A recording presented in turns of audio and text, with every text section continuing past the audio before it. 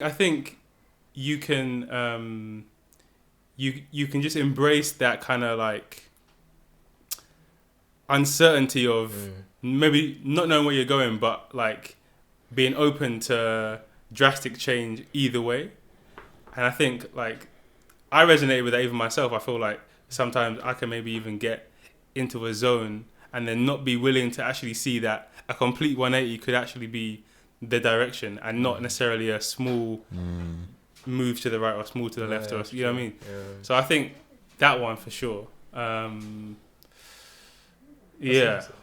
one. Kenny, what advice would you give Zach? 46, ejaculate up your spine.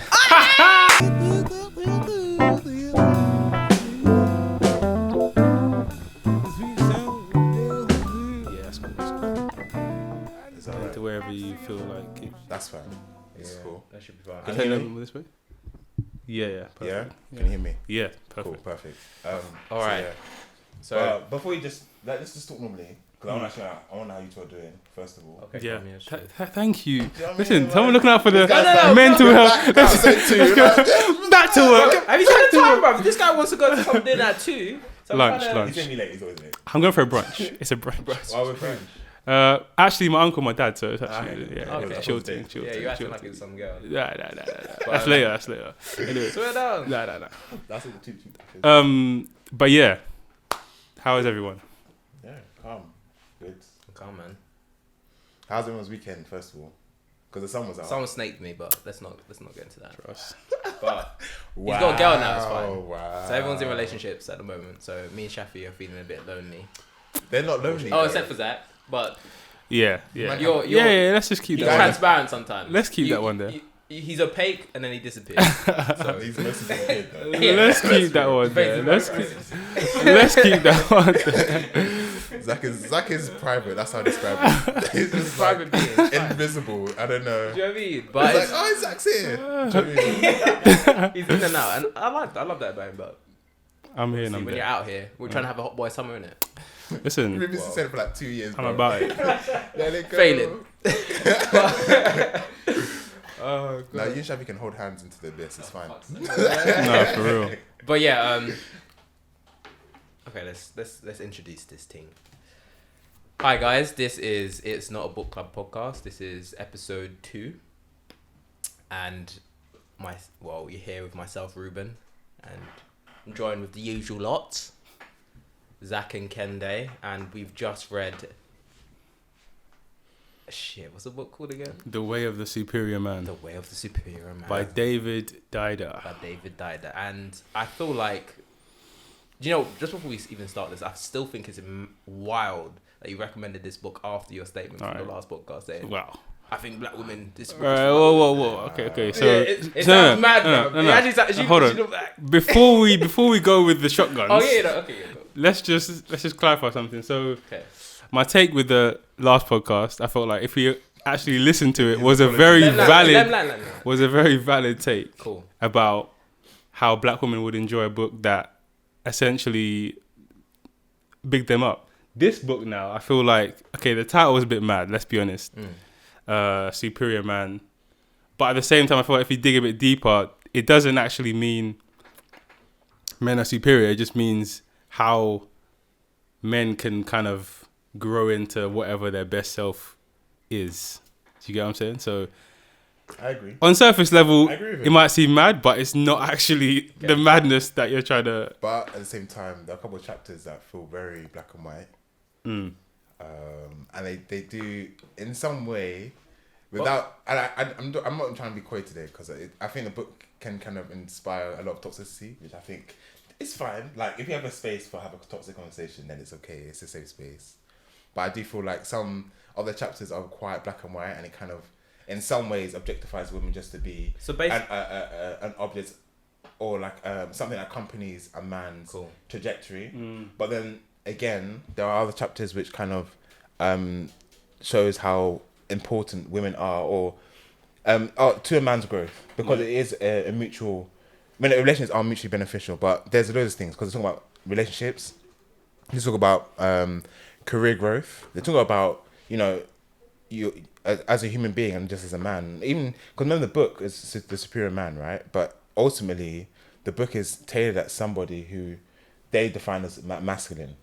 Okay. Which is interesting in the beginning. So based on that trope, what can someone give a brief synopsis? Does that use as your book? Yeah, I can give a rough synopsis. So essentially, the book is a spiritual guide to understanding masculinity, womanhood, sexual desire.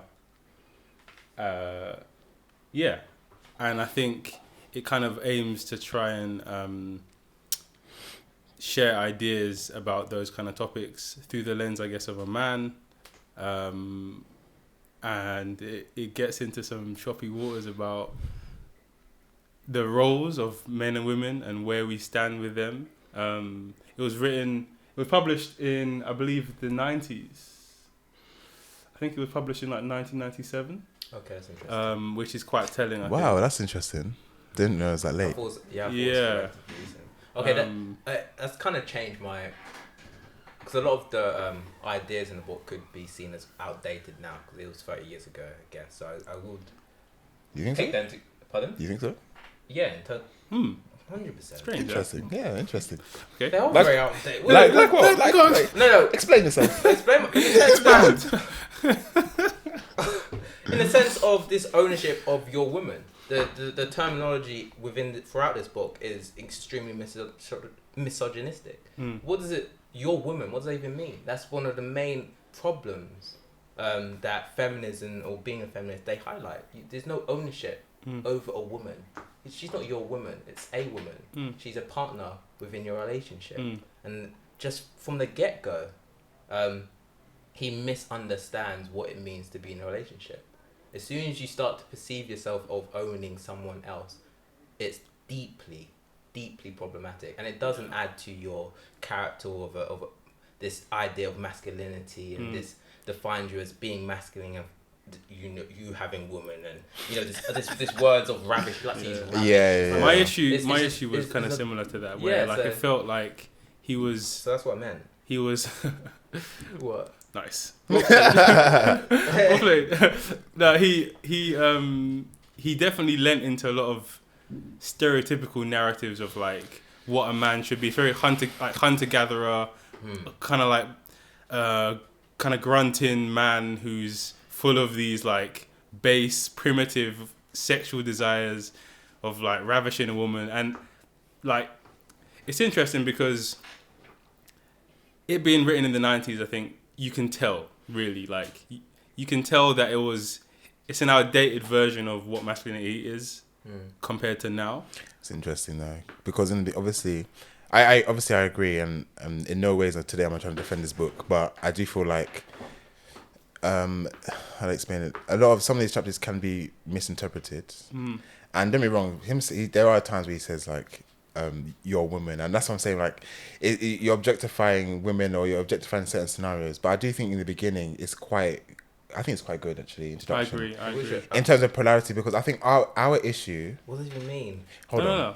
No. So, firstly, touching on Zach's point about masculinity and stuff. So, in the beginning, he talks about polarity, and he talks about masculine and feminine, right? But we have this issue today of it being so binary. So, masculine, we assume, is men, and femininity is women, right? And throughout the book, he like, the beginning, he does explain, like... Yeah. You can be male and be feminine. Like there is, let's say you can put a graph, right? And some guys could be 80% feminine and 20% masculine, or you can be up and down. The thing is, what he's trying to say is that for you to be in a healthy relationship, because relationship with somebody isn't just about, oh, I like them as a person, the personality is great. Sex with them is also part of that. And there are aspirations in terms of you're both career driven or whatever. But he's trying to say in terms of polarity that you need a masculine and feminine energy to have sex with somebody, because somebody wants to be dominated and wants to be dominator. Or but that's me saying that's not me dominated, submissive. Yeah. But that's just me saying in terms of him talking about polarity when it comes to sex, masculine femininity, there's a joint membership, there's a joint partnership where someone likes to receive and someone wants to give, but it's interchangeable. But the thing is, the point is, you can't have a partner you can't have two people in a relationship who both want to receive. 100%. Okay. Or both want to give. So I just want to touch on and that that's point, that's right? what he was kind of talking about. Being dominant isn't uniquely tied to being a man or being masculine. No, that needs to be. So what he he was saying. That, though. He didn't say no, that. but he did. He said no. Hold on. But he did say, because masculine, feminine. I said already, masculine doesn't equal man, and that's what I'm saying. We have an issue of that binary thinking already. Let me finish. Because, okay, so he says that. Yeah. So he tries to. It's almost like he tries to justify that himself and his ideas prior to elaborating on them throughout the book. So he says that masculine or being masculine, when I use the word or terminology masculine, doesn't necessarily mean male or tied to sex. But then on the same trope, on the same line, so let's go to chapter 26. You go to chapter 26, and he says he says he gives ideas. His ideas of masculinity are tied to sexual attributes of being male, right?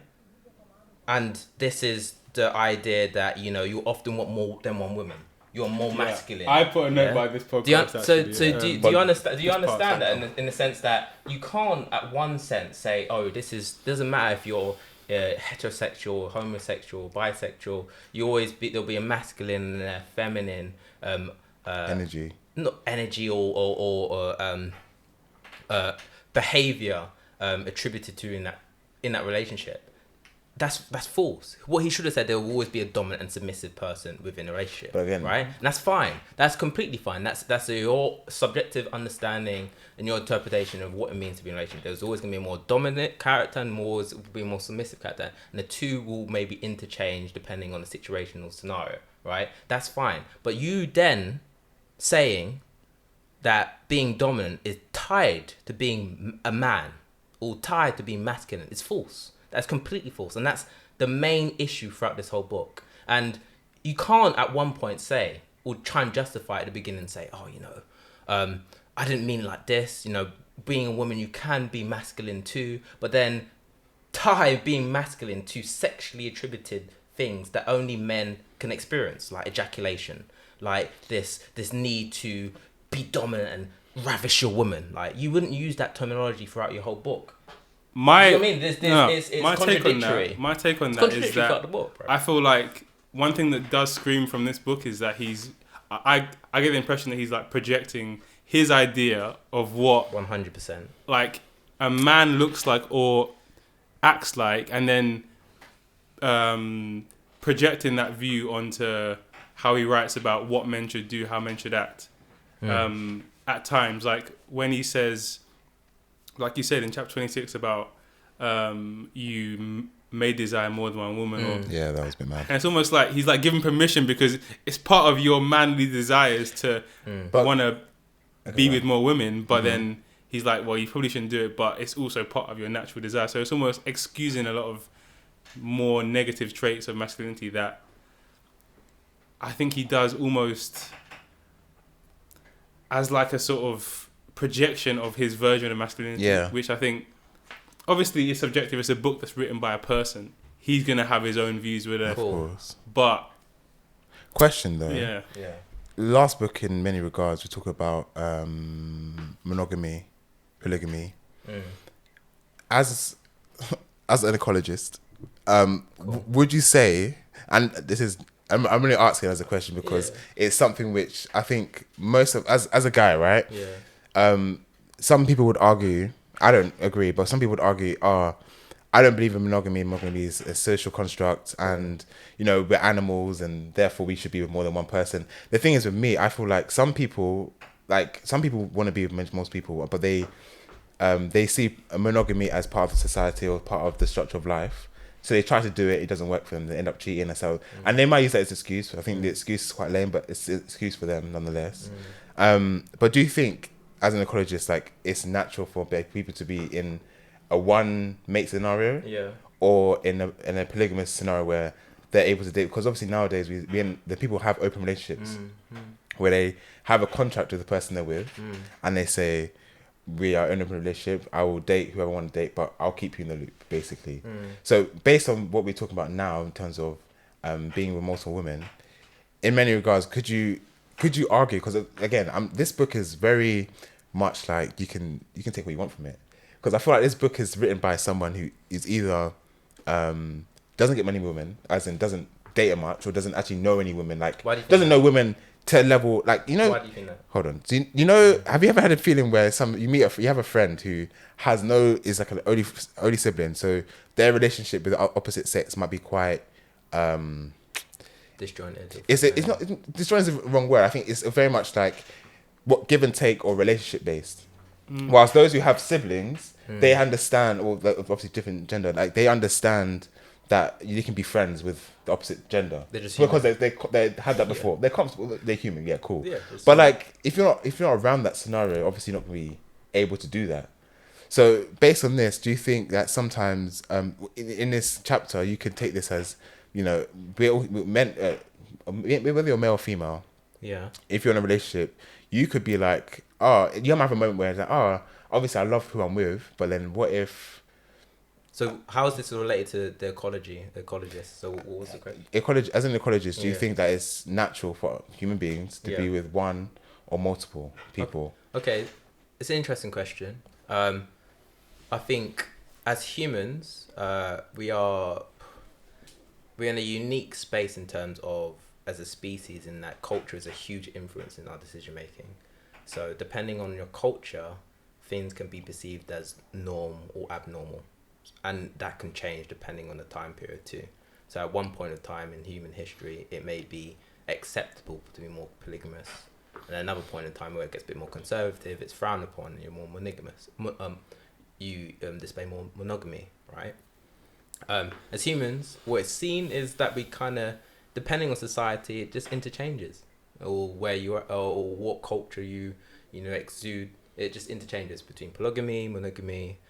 The two mainly work out and quite fine, but what's normally seen is monogamy, and that's kind of consistent in a lot of societies, human societies. You go to tribes in East Africa, to quite rural villages within northern India, and even Amazonian tribes, tribes within Polynesia. You see that it's quite consistent.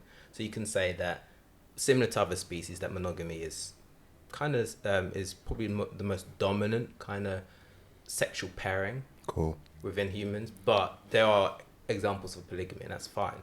So there isn't no right or wrong answer, and you're seeing that now, where it's becoming much more acceptable. It's being more explored as society becomes much more liberal, and it's okay to see more partners and etc. So to answer your question, it's a bit of both. It's neither normal not abnormal. What you say was interesting about how culture plays a massive role in regards to 100% our decision making, and which I guess is different to other animal species. Yeah, that the culture. There's asterisks on that, because other animal species do display culture. An example of that is orca. So I was reading a really interesting paper attributed to a population of orca that is actually declining because they aren't actually actively communicating with other populations of orca that are displaying different cultural traits. So they actually are quite isolated. They're very restrictive in terms of the diet. So some orca populations only eat salmon and fish. Other orca populations hunt and have designed or have culturally learned to hunt. Well, that's also geography though as well. No, but it's similar to humans. In some spaces, and some humans may have learned to, for instance, or design tools to be much more agricultural based, and that spreads to societies in which don't necessarily have an environment that caters towards that. Here's a question. Going back to what I was saying, so let me just finish my point in the sense of culture, in the sense that, based on that point, this idea of a superior man is incredibly Eurocentric and a Western viewpoint of what of adopting the gender roles within a partnership of a man and a woman. A man has to display these characteristics, and a female has to display these another set of characteristics, and that is the basis of his idea and his interpretation. I don't think it's Eurocentric, because why? Some, like a lot of cultures, whether it's African culture, for example, or other cultures in the world, do exhibit a similar kind of or if not more male-centric view of how partnerships work, whether that's polyamorous relationships or monogamous relationships, where you've got the man as like the center of the household, and provider with multiple wives doing multiple of those roles that we're talking about that might demean that position, but it's kind of all in subservience to the man. And I think, if anything, I'm not sure where this comes from, where this idea of in a monogamous relationship, these are the divisions of kind of roles. Because even when you're talking about the animal kingdom, for example, like, it's interesting to consider, like, are there innate kind of behavioral divisions of labor within male and female species of animals? So that's why I was really conflicted, because I was slating this book from the beginning. It's, oh no, this is shit. Why is that? Why is that? It actually was. This is wild. Blah blah. I was like, yo, I'll be viewing my friend very differently. If my friend was like, yo, this is a sick book, you should read this, I'd be like, yo, whoa, your viewpoints are mad. But as I was getting into the book, I got a bit more conflicted, in the sense that at the end of the day, there are biological differences between being man and being a woman, and that's attributed to the hormones and the hormonal differences of testosterone and estrogen. As a man, we are 30% stronger, just naturally, biologically. We always will be 30% stronger.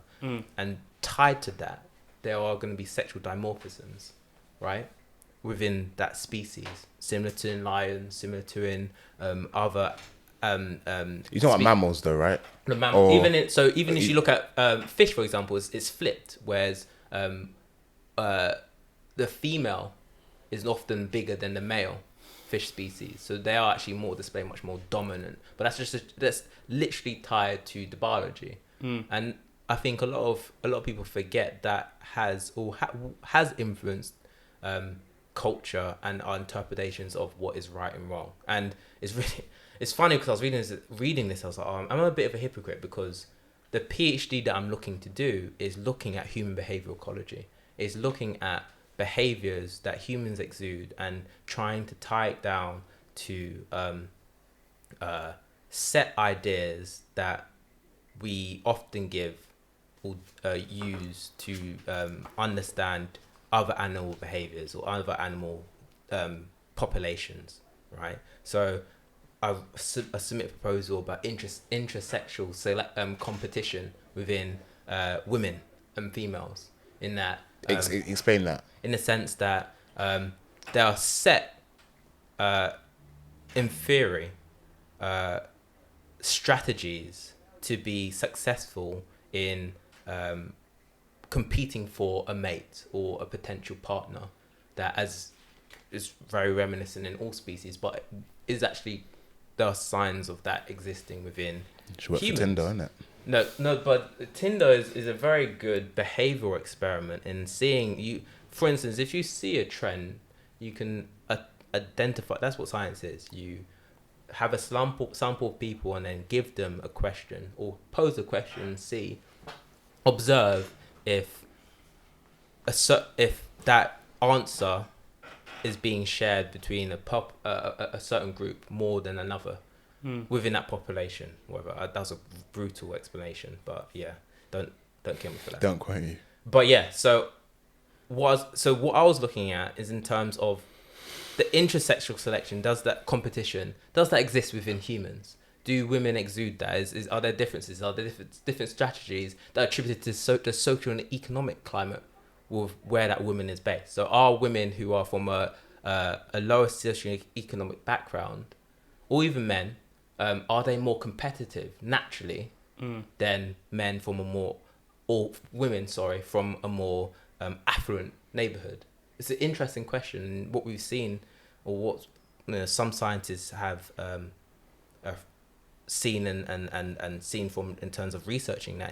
An example of that is a scientist called Daniel Nettle in Newcastle, and he's seen that depending on socio-economic background, your life strategy, how you approach life, changes. Similar to if a species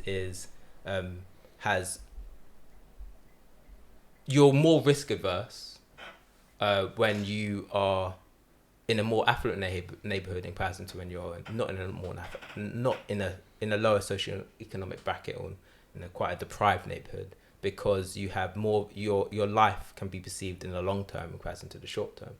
And he's tied that to R and K selection, which is R selected species are much more fast moving, K selected species much more slow moving.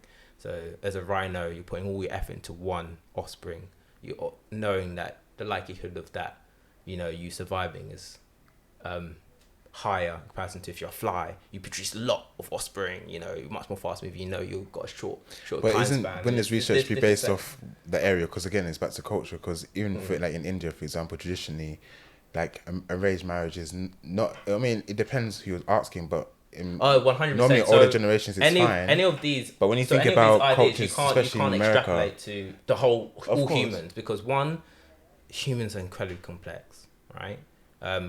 It may be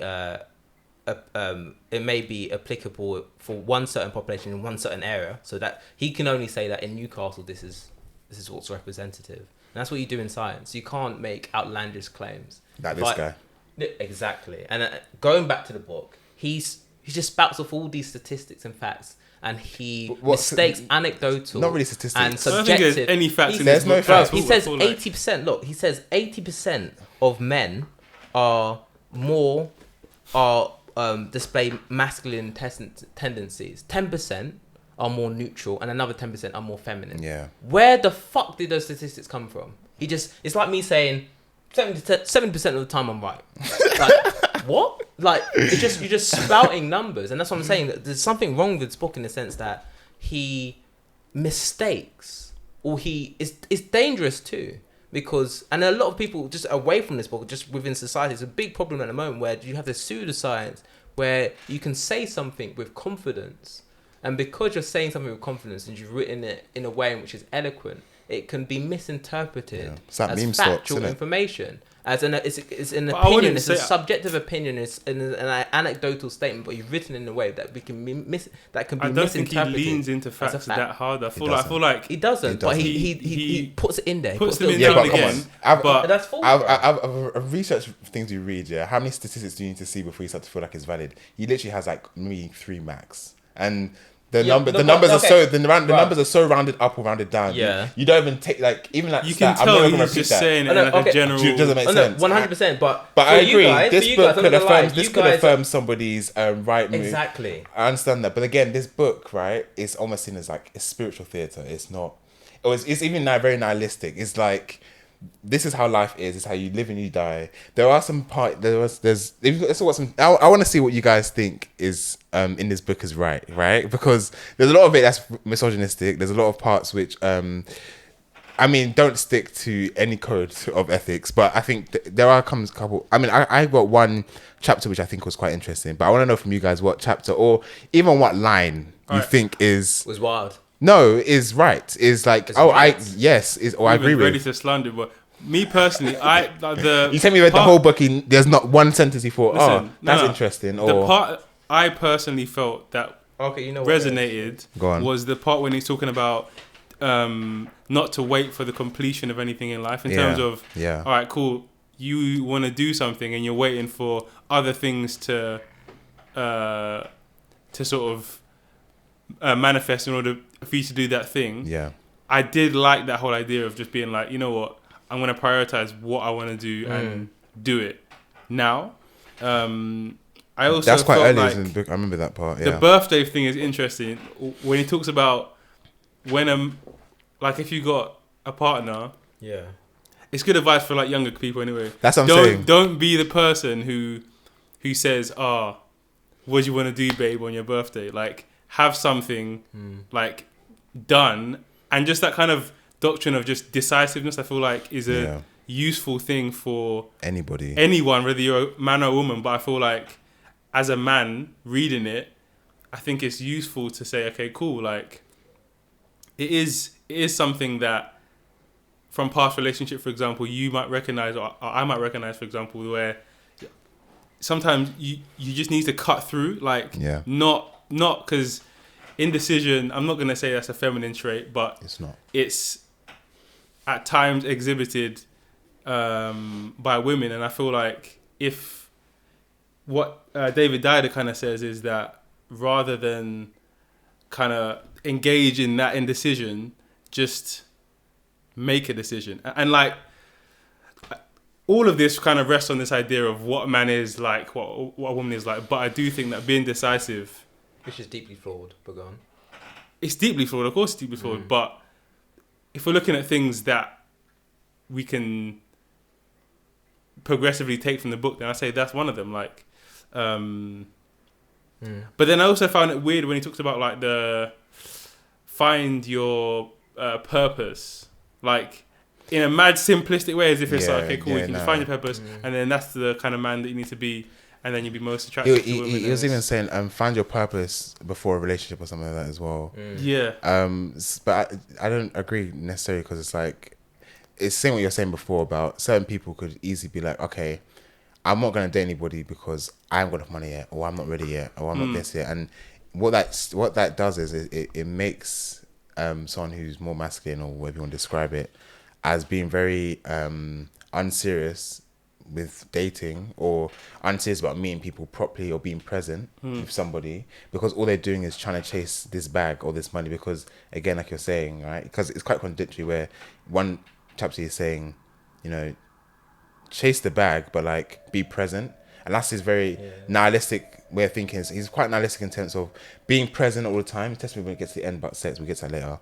But all that by being present, and not always thinking long, like not always think of long term, obviously, but don't always be, I'm gonna be, you know, I'm thinking about when I'm gonna be having my abs, or when I'm gonna be the CEO, or when you should be present now and be decisive now.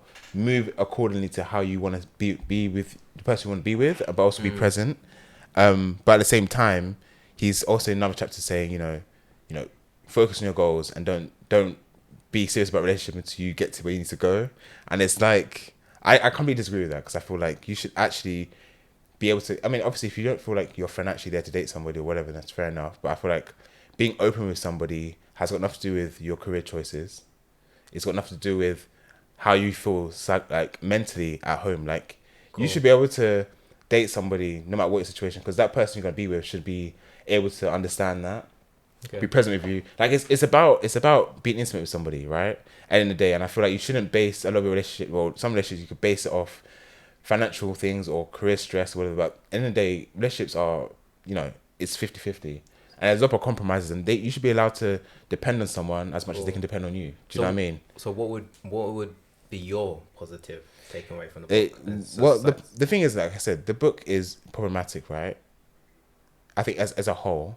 But I think for me, I literally I pick and choose. Because, okay, it's not research. It's just, this guy's just talking jargon, really. But I did like the idea of him saying being flexible is important. Because I think today we have an issue, a lot of us anyway, like, I don't know what I want to be.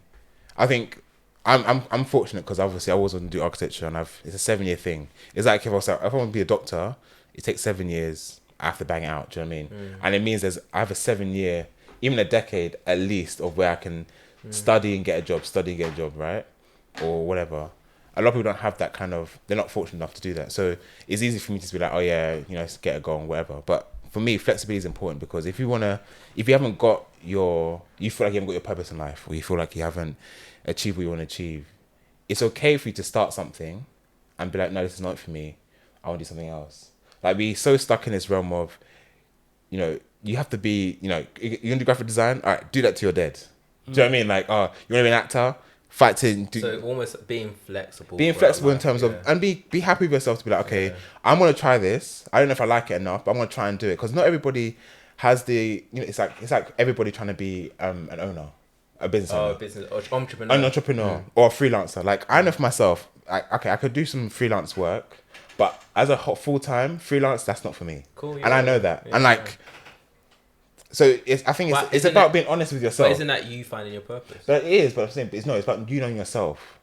Okay. And that's what the book was talking about in that chapter. Is like, if you know yourself, then you can actually do stuff with comfortability. Like, in the book it was saying, if you to be comfortable, right, in yourself, you can therefore be like, okay, I'm doing this graphic design work, but you know what? it's not giving me pleasure anymore. I think maybe it's on to jump something else. A normal person today would be like, Locked in. you're giving up. Yeah. Stress, depression, I ain't got no money. But like, it's okay to change, but make plans for that. Be decisive. And on that same point, that it's your life. You take control of it. Like, don't be fed by other people's opinion. That's 100. Also another chapter about. That's the thing about this book. There's actually small gems. There are actually gems in there where it can actually help somebody not depend on other people's opinion. Be more comfortable with themselves. And I think overall, like because I feel like this is for a particular kind of man that is like an incel kind of type. Doesn't really know how to communicate with a woman. Or a man at a certain age in life, because I feel like...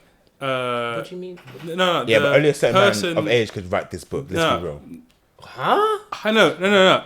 What you think? This is what I'm saying. No, as in like, what do you mean by a man? Listen. We're going to get to a stage where this book... No, I'm not saying that. This book, I feel like is written for and by an older man. Like, for me, this kind of... a man that's never had any... No.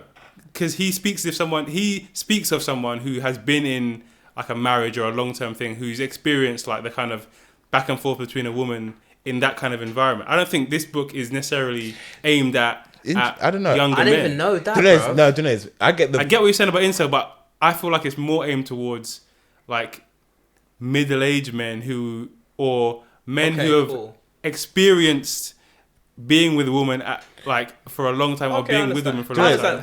The sense I get is that he's a guy who, regardless of his relationships, he's had a lot of men have told him stories. Okay, that's because there's so many different things in there, and he said that you can't experience as one man. He is a scientist or researcher, or whatever, and he has these focus. He's not a scientist; he's just a speaker, a motivational, spiritual speaker. That's what he mixes the two, and then he has sample groups or groups of people, and they Wikipedia. Tell that's what's on his Wikipedia, isn't it? That tell them that his experiences or their experiences of being in relationships and etc. and probably their troubles, which is in itself bias, an inherent bias that he is failing to acknowledge. But I would say that, going back to the point of saying this book is for incels, maybe I'm wrong by saying that, but what I meant by that is in that the book has got tidbits of positivity, and I would say that as a whole, if it was for like an incel type who are very like inherently very like negative and very dangerous to some of the rhetoric they say. That's what I'm trying to say. I'm going back to the book. It's actually quite. It's a positive. It's a positive for those kind of people where they don't know how to interact with a girl. They don't know how to, and they almost need like a list or a summary. It's almost like a guide, a spiritual guide of how to actually navigate a relationship. And don't get me wrong, there are things that are inherently problematic, but then again, he does touch upon things, as you said, in terms of being flexible, even when not putting or not forgetting about your own needs, but also making sure to focus on the needs of your partner and stuff like that. But that's why I said it's aimed at an older man. No, because it doesn't matter. You could just. I disagree with that, because I'd say any relationship. When I was in a relationship, with my prior relationship, when I was from 2019 to 23, I learned a lot. A lot of this book was applicable to then, like understanding not to forget your own ideals and what to focus on your own goals, and that it can actually become a burden in the sense of which I thought was actually very accurate to some extent, which is ironic in the sense that he was touching upon like if you adopt their dreams or adopt their aspirations that they perceive of you, that can be seen or deemed as not as weakness, or they won't rate you as much as a way, and that you then resent them for doing that, because you're not really doing what you want to do, you're doing what they want to do, and it may be benefiting you, but you haven't actually taken a step back to think about what your goals are. And I was like, oh, that's actually very true. But that's not just tied to being a man. That happens to a woman or anyone in a relationship. It's just something that you learn being in a relationship. And that's why I don't necessarily think this book is tied to, a man at a certain stage in life. It just feels like if you've been in a long-term relationship, then you would understand a lot of what's being said. A lot of people haven't been in those long-term relationships, and we all know, like, when you date someone, they're just naive to a lot of those things that you just learn naturally and passively through a long-term relationship. All I'm just saying is that this book would actually maybe is positive for a person, maybe an incel kind of type. And that's why I feel like when he's more broad with his takes and he's more like philosophical generally about, you know, like things like how to be more decisive or being more focused on your own goals, is when it's more of a useful book than when he tries to talk about what it is that a woman wants, what it is that a man wants to do. That's when I feel like it gets problematic and it gets very questionable. Whereas when he's like more in the kind of spin me a little bit. Openings parts. Because the beginning is like feminine energy, masculine. I'm like, okay, I understand that these are it's separate, and I'm like, okay, I'm getting into it. And then you read the book and it's like your woman. I'm thinking, like maybe this guy, bad, bruv. Maybe the person with the intro is different to the guy writing the book right now. I was just like, wait, hold on. It's a dog whistle where they try and get you into it, lead you in, and then it gets mad. Maybe that's the thing. It gets more and more mad. It gets more and more mad because you can always tense when someone's trying to find another racist. They never say something mad racist. They say, oh, you know, they're a bit annoying, right? Yeah. So yeah. Tempt you. They always, you know, it's always them, innit? Yeah. And it gets worse and worse and worse. And then you say, oh, look at how fucking. And it's like, but they never. It's always. It's like it leads you in. It's attracting. That's a shout actually, because it's a dog whistle, and that's why I wrote down that it's a dog whistle for incels in the sense that it's a dog whistle for a certain type of man that feels like that as a man you are entitled to being this. You are entitled to having a woman. But does it say that though? It doesn't say anything about being entitled. He's never going to say that because he's going to get cancelled if he says that. But then the person reading the book, is in the sense everyone has. Whoever reads this book, they have a choice. That's my thing, right? Word. They have a choice because I've read this book. You read this book. And we've all had very similar but different takes. True. And that's based off our already beliefs that we have, like whether it's left wing or right wing, whatever. And the thing is with me is that I've read certain things and said, okay, that's something I could. Some stuff I was like, okay, I need this ready. Some stuff I was like, that's interesting. I've thought about this, but never actually put it into words. Some stuff I was like, this is actually ridiculous. What's that? Okay, so for example... What's a bit that you thought about this and you never put into words? No, for example, so there's one part I quite like. It says, your fear is the sharpest definition of yourself. You should know it. You should feel it virtually consistent. Fear needs to become your friend so that you're no longer uncomfortable with it. Rather, primary fear shows that you are at your edge. And I was thinking, because I'm starting a new job tomorrow as well. And like, for a long time, thank you. Black and Tech. Oh my days. Black and Tech. Big firm. In the city. He's made it. Yeah. But for now. He's going to be giving me money. Oh my days. You wait. A lot of people have been asking me. Petrol money. Oh yeah, that too. Okay, fair enough. Hey, let's get over. How many years has that been building up, bro? He's gonna send me the invoice. He's gonna send me the invoice. He's like, remember this date? I took it to. All those times I bought it, but it's cool. It's all love though. It's calm. Go on. Sorry, I'll cut you off. But yeah, no. In regards to like fear, yeah, because for a long time, I think all of us have this. I don't know. Some people don't. Some people do. But I have this anxiety of starting new things sometimes. Cool. But as I'm getting older, it less affects my first day. It less affects how I move. Like obviously I get fear in my stomach or like, oh, what am I gonna fuck up? But I'm like, you know, I've got this. Do you know what I mean? And I've never thought about fear being like a positive thing. I thought fear is almost like an instinctual kind of feeling that we all have when we start something new or whatever.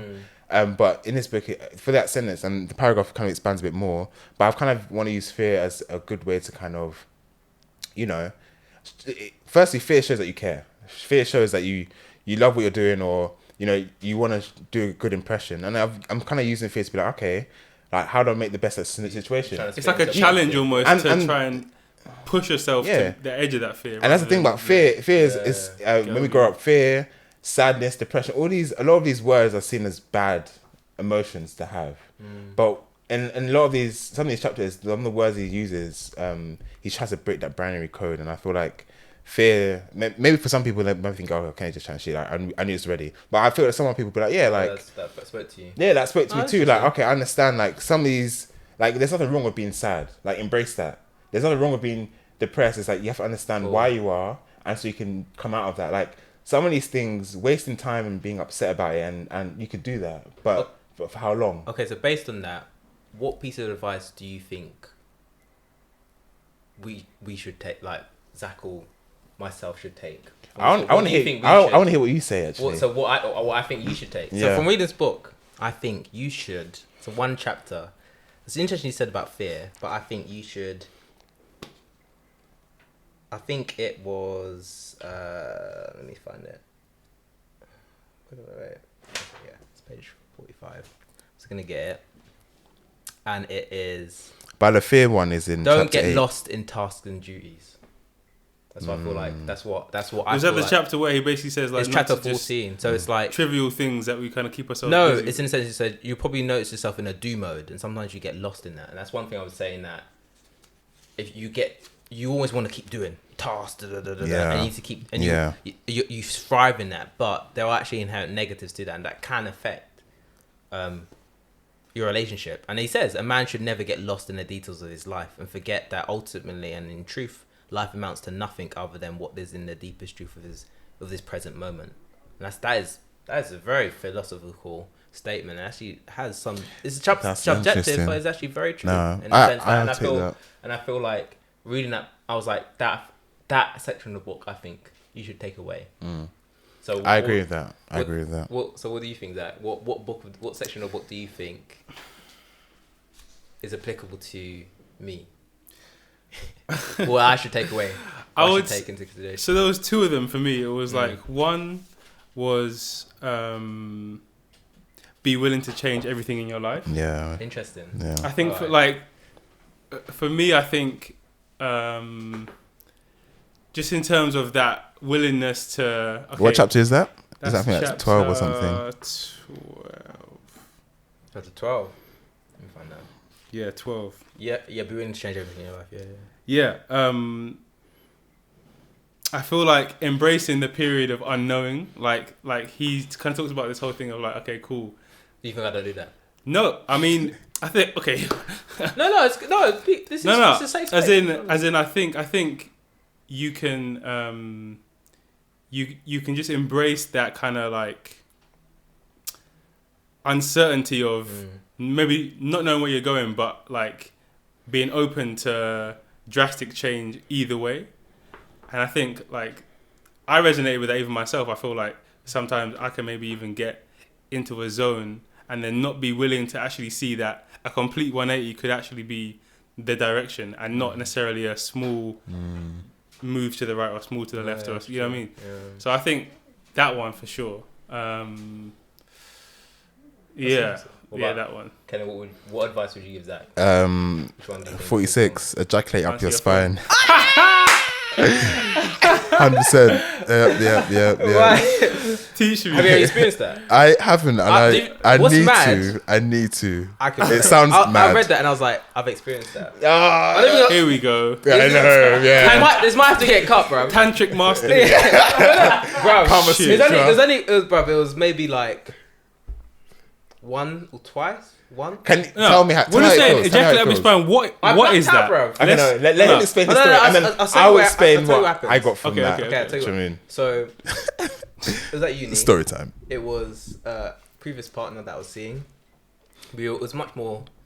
We had that sexual connection, not necessarily in terms of like personality-wise, because there's problems there, but in terms of sexual chemistry, off the charts. And I don't think I've actually felt as connected to someone sexually person to her, which is a bit bad mind. That's what I want to admit. But I think in that there's one time we were having sex and I don't know, I don't know what she was doing, but I realized it wasn't the same sensation I was getting before. And I was like, oh, let me just go with it. And I think I did that. Were you high? No, wasn't high. Just checking. Completely sober. No alcohol. Nope, no finger in the butt. No, I've never experienced that too. I'm a bit scared, but let's not get into that. But yeah, so I remember doing it, and then I was like, it was like euphoric, and I just blacked out. I couldn't see properly. I was like, oh, what's going on? And I was just like on the bed, and she was like, I was literally shivering, like it was crazy, and I was like, I've never had that before. And she was gassed. She was like, I've got a fire. But do you think that you ejaculate up your spine? No, but that's what I think. I think when he was describing it, I was like, oh, was that it? Was this a very enhanced orgasm that a lot of guys don't necessarily experience. Just you. Yeah. No, what he was saying, but from the book he was saying that. He was saying like this is something that a lot of people don't do. You know, people get accustomed to like masturbating in a certain way, and you know, and I was like, oh, that's actually very true. Yeah, yeah. You have to unlearn that when you start having sex, and I had to do that. You have to unlearn like the 13-year-old, 14-year-old masturbation, and that kind of stimulation is not what you're gonna get during sex. And on that as well, I think it's important to like be able to touch with your masculine and feminine energy while having sex, because I think sometimes people can be too tied to one idea of how you should be sexually. And I think like he kind of talks about being able to unlock some kind of higher level of orgasm or some kind of higher level of release through connecting energies. And I get that's a bit vague and a bit thingy, but I do think that when you are in tune with a woman on a spiritual energy level you can't really explain, but the intimacy is just can you only get completely that different in a relationship? Because I personally I feel like I can only get that in a relationship. I think on all a long term, maybe it's that maybe it's a long term connection. But the thing is, I feel like you only get that if you know the person well enough to, because obviously intimacy is part of sex, right? 100%. But intimacy in terms of like if you like the person remotely in terms of how they move or personality conversation you have, that will play a part of that intimacy, and therefore the sex that you have will be more enjoyable.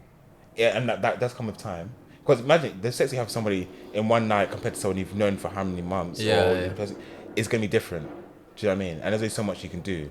So, I mean, the reason I brought that up is because I thought, obviously, like... have you experienced it? I actually haven't, no. But I would like to. No, we'll talk. I haven't experienced... I've experienced very intimate moments, but the way he explains this thing is very interesting. Are you gonna try and do it? Yeah, of course, 100%. You can try. You can the instructions. Yeah, the thing is in the book because he gives the instructions. He doesn't. He said what is it? It says you have to tense the bottom Kegel muscle or something. Kegel floor exercises. Let's do it. I mean, because let's be honest, like women as well, they do the they tense their muscles as well. Like we're not doing it, so we need to learn to do it too. Do you know what I mean? I don't know. I feel like if you do it, I want to. Next podcast, I want to see it. I want to hear. Alright, cool. I'm actually going to practice. If it works, he might be trying shit, but the thing is, right? I watched a video on it, and he was like, he says up your spine, but what it actually means is like you can get it, you can feel it in your arm. Because the point is, so the point of the chapter was this. I wanted to share it. Yeah, is that like Zach was saying, when I think whether it's the world we live in, right? But men and women have a very structured way of what sex is. Because we can heavily blame porn. We can blame other stuff, but let's blame porn for now. We say, okay, men have this thing where they get head, they may lick out if they want to, depending on the porn you watch, and then basically at the end you finish off on their face, or you the glory shot. Do you know what I mean? But that's not what sex is. And so when people start to have sex, they have that routine. Now the point here is that sex is very intimate, and therefore we should. It's not to come, it's not to ejaculate, and that's not the whole point of sex. Is not to ejaculate, right? It's to be intimate with somebody and to have it's not even to like I'm gonna have sex so that you finish and then I can finish. It's like you're meant to. It's about foreplay. 100%. Do you know what I mean? It's about feeling that this spiritual energy entwined, and that's why it's very intimate. And that's why you might meet someone and say, giving brain's mad intimate than sex, and someone else be like, no, sex is more intimate. Because for people, like, sex is very different. And intimacy is a large part. You can't. When people say, sex doesn't mean anything, I think that's bonkers, isn't it? No, for real. It's very true. I mean, spiritual ties and that's another conversation. But I do feel like, for all of us to be from this book, I was like, maybe ejaculation isn't the end, because he's saying premature ejaculation happens because when you have sex with somebody, your breath quickens, hormones are rushing, and the way for your body to release that like intensity is through ejaculation, especially with men anyway, right? And so what he's saying is, in the video I was watching, say breathe slower, breathe deeper, because what happens is you'll feel the breath through your whole body, and that's like steps to. And this is apart from the muscle thing he was talking about in the book. Okay. So imagine you're doing that plus breathing deeper, because let's be honest, women like it when you breathe deep in their ear. Like arcs like. I mean, I'm not all of them, but 80% of women. Yeah, like the girl, my girl, they like that. She likes it. So Okay. You have to be. I think Let me take for all of us, real talk. Why not have this podcast and have a safe space? Where why not improve? No, 100%. Because let's be honest, the book is called The Superior Man. I don't think it's superior in terms of better than somebody else, but it's about, like Zach said, I think it should be called The Superior Person, low key. Well, fair enough.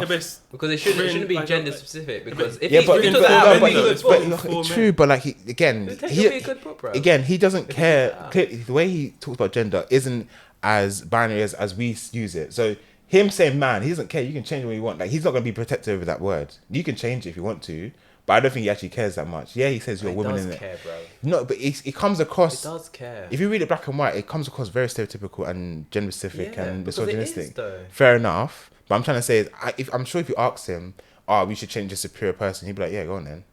Like, he's very blasé. He's very like, I'm giving you this book and you can just do what you wish with it. I feel like he's written like 12 other books. He doesn't care about gender as much as we do. He doesn't. I think, he gives that across, right? But as I said, there's a lot of dog whistles throughout this book where he says that and then says, you're a pussy, you can't do this. Or like pussy whips and stuff. You need stuff. to ravish a woman. And that's not gender neutral. That's not... Yeah. A woman can't take that quote or that statement or even sometimes sections of the book and use it as advice going forward, because it's obviously oriented towards... There's not much in here for women, realistically. That's what I'm trying to say. So you can't then say, I don't care, you can say this is for when... But then, do you think that, like, enough, the intention behind him writing it was... It's not technically for women, I don't think. So it's true. But why are you saying that at the beginning of the book? Hold on. I don't... No, it does... I'll read it. When I say masculine... When Kenna gets up, he's going to read it. But when he does say masculine and feminine energies, and he says that is when I say these statements, I don't these aren't tied to sex or as a man or stereotypical man or woman. You can be a masculine woman and you can be a feminine man, and he says that in the book. But then on other note. Being a feminine man is inherently negative for some reason, or being a masculine woman is inherently negative. So he's trying to uphold. There's definitely that implication, right? Yeah, there's uphold those gender-specific roles. But then, so he says that, but then completely goes against that. This whole introductory, explanation at the beginning, when he does say very problematic stuff, like I had a whole list of bits where he's like, "This is just wild, bro." Like what? Like page? The one bit where I was completely out of it when he starts to say race, we bring to race, like Asian women, blonde women are passive and then he says, I skipped that bit. Read that fucking bit. I read. Then he said black women, was it Latino women, hot women, and angry, and fiery. Yeah, and then when I saw the orphan, it's a white man. I was like, no, put the pen down, Dave. Bye. Yeah. Anything down. You know what I mean? Like, what the fuck's going on? David, get out of here. Like, you're chatting shit, and I was like, you can't. At that point, I was. It's like, bro. I saw that bit. I was like, next. And that's why I say, like, he's trying to bring you in, and then he starts to bring Reuben, that's the nature of one, the book being written 30 years ago, and two, like, I feel like reading the book in 2021, you have to just be critical and be like, okay, cool, bullshit, but here's something that is useful. Okay, like we know there's so much shit in here that is it's problematic. The superior man, he has to sell copies. He has to sell copies. Facts. 110%, and it's wrong to cancel or to just dismiss a whole person. That's what I was trying not to do, because obviously there's bits in here that are just mad, like. Come on, bruv, like this is not, you know what I mean? This is not Victorian age, but I was trying to look at it more from a thing of, okay, cool, in the context that we have now, 100%. What things can be applicable or useful to... Because imagine, at that time, maybe this book was very helpful, because remember in the beginning, it does say, back in the 50s or 60s, like, men and women had their roles. Men would go and get money and they can manipulate women based off money or because of their status, because they work.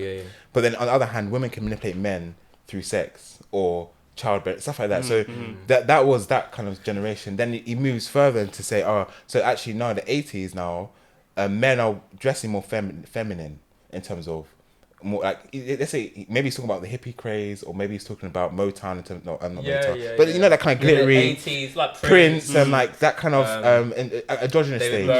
And then he's trying to say in terms of femininity, men are exploring that more, whilst before that wasn't socially acceptable. So again, it maybe kind of go back to your culture thing about what's acceptable. And so because of that, people are more able to explore. But what he's saying is that when obviously men are exploring feminine side and women are exploring more masculine side of life, what happens is women in the workplace may be like, he's spineless, or they might find it hard to find somebody who's on quote unquote their level, because they're like they're a boss now, but now they're treated, they're women, so they might be treated differently. And so there's other pressures that come with that. And on the opposite side, where a man who's let's say for example he wants to be a house husband, they might be deemed as something less than someone because they don't work or stuff like that. So in the book in the beginning, he does try and give like a kind of historical context, which I guess any writer has to do in the intro. But again, he hits a point where it's like, it's not relevant anymore because 2021. He hits the limit of his time, basically. Yeah. And you can hear that in how it's written. 100%. And but what you said is... equally, if you read this book 20 years ago, it would 100% resonate differently. Culturally, because what's acceptable. Yeah. Because now, people are trying to cancel people. Do you know what I mean? People are trying to... And as well, people are trying to critique everything. Bro, read, like, if you were to write a book now about masculinity in the 2021, I think it'll be outdated within 10 years. Do you think? 5? 5 years even, because like things change at such a rapid pace, and it's like we're having to mold our ideas of masculinity and these kind of things. And you got to play it safe. Quickly. Cool.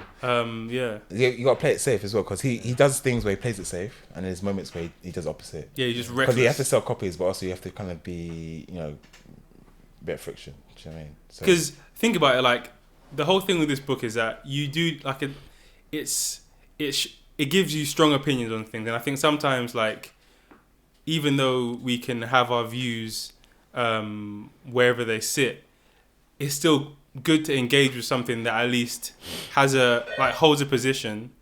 Oh shit, that's my thing. I have to actually cut. We have to go. Yeah. All right, no, we can wrap it up.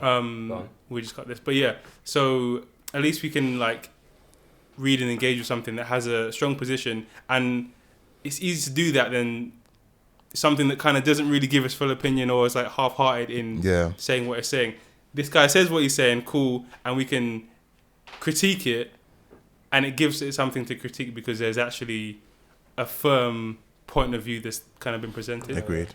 So that's why it was interesting. That's why even like I got this book actually from a Nipsey Hussle reading list. That's actually where I actually saw it. Oh, interesting. And I just thought, fuck it, let's just give it a read. But so based on that, yeah, how would you rate the book?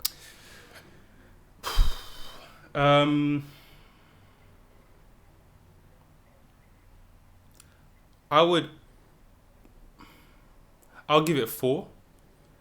I'll give it 4 because a lot of it I felt like is useless for me, to be honest with you, as a man that I am now.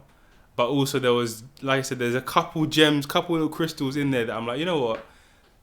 Like, I can resonate with that, or I can use that in some way in my life.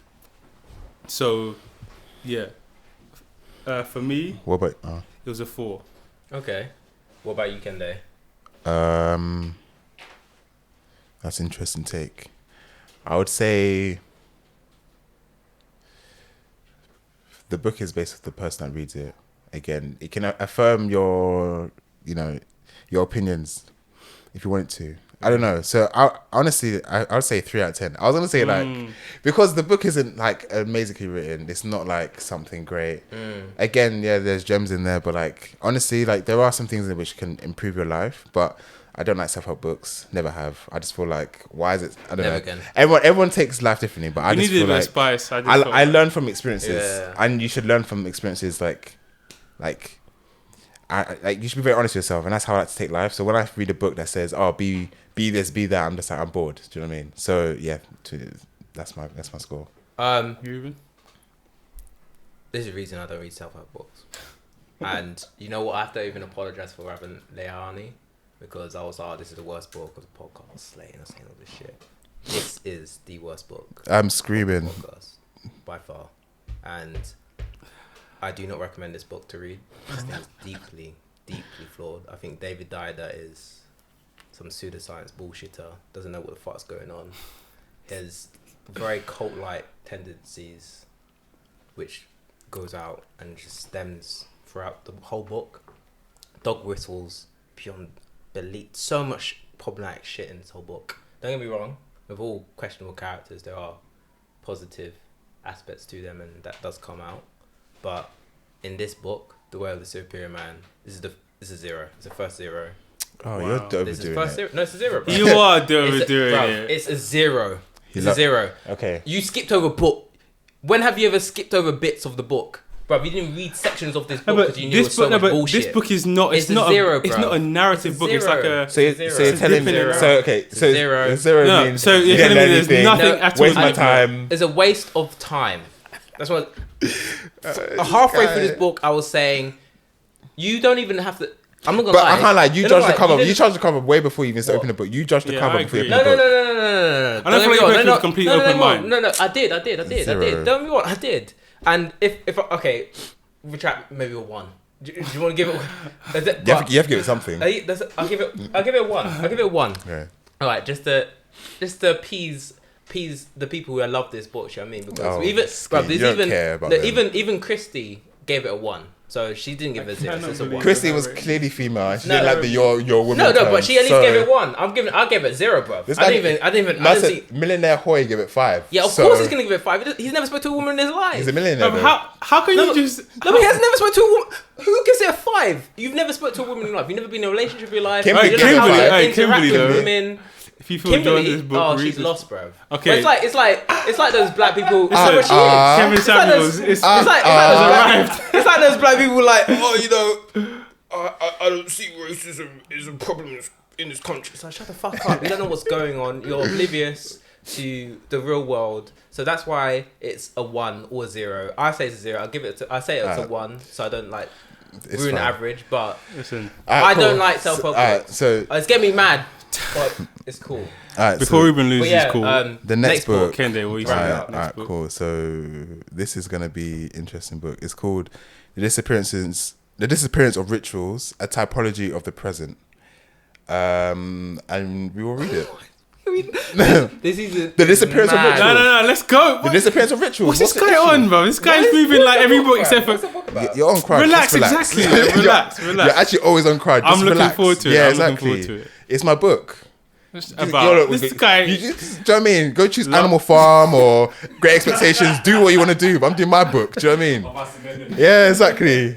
Or Biff and Chip. You can do that again if you want. That was your book, bro. This guy's trying it. You're joking. That was his idea. But no. Do you know what? It's another open mind. I was just a bit. That was bad. I'm sorry, Kehinde. Triggered you. That's better. I accept And your apology. to be fair, Kennedy's never actually chosen a bad book. Every single book. Yeah, it's only been Zach that's been chosen bad book. Relax. I'll say it if Reuben doesn't. So I'm not gonna say it. I don't know. You know what? I know. But This book for me was a spice addition. no, I'm What's only I choosing? No, he chose an American. It was good. Yes, the lyric Did you was pick good. Sula? No, you. I took Sula, please. It was, but yeah. You did Clockwork Orange. No, you showed something. Nah, I'm playing. He's done good books. You did that was a very good book. But yeah, The Disappearance of Rituals. And we'll talk about that. Yeah. What's it about? Quick. Architecture. Okay, that's exciting. History. Don't judge a book by its I don't. cover. That's very true. And society. I've never read the architectural books. I'm excited. It's not architecture per se, buildings, but architecture history. I'm excited because I've always wanted to do that. So I've been waiting for that. Cool. This is digestible. But anyways, yeah, cool. That's it. That's Wrapping today. Up. Cut. Peace. Send in the podcast. Thank you for listening. Love. And we can try and make it monthly. Strict schedule now. We're fucking about. It's monthly. Cool. Peace. Cut. Blup. It's not a book club. It's not a book club podcast. It's not book club.